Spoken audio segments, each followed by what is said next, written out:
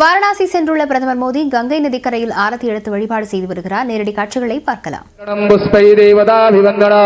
ஆரோக்கியார்த்தே ஆத்மாபிவந்தனம் பரமாத்மாபிவந்தனம் ஆராரதிக்ரஹணம் ஹஸ்தௌ பிரக்ஷாலனம் மந்திர புஷ்பாஞ்சலிஹி ஓம் ஜத்னேன ஜத்னமயம் தேவாஸ்தானி धर्माणि प्रथमान्यासन्ना देहनागं महिमाणः सजं तजत्र पूर्वे साध्याः सन्ति देवाः गङ्गातरङ्गरमणीय जटाकलापं गौरी निरन्तर विभूषितवामभागं नारायणप्रियमदङ्गमदापहारं वाराणसीपुरपतिं भज विश्वनाथं गङ्गा गङ्गेति यो प्रियाते योजनानां सदैरपि मुच्यते सर्वपापेभ्यो विष्णुलोकं स गच्छति नानः सुगन्धि पुष्पाणि यथा कालोद्भवानि च पुष्पाञ्जलिर्मया दत्तं गृहाण परमेश्वरी मन्त्रपुष्पाञ्जलिं समर्पयामि मातेश्वरि गङ्गादिव्यै नमः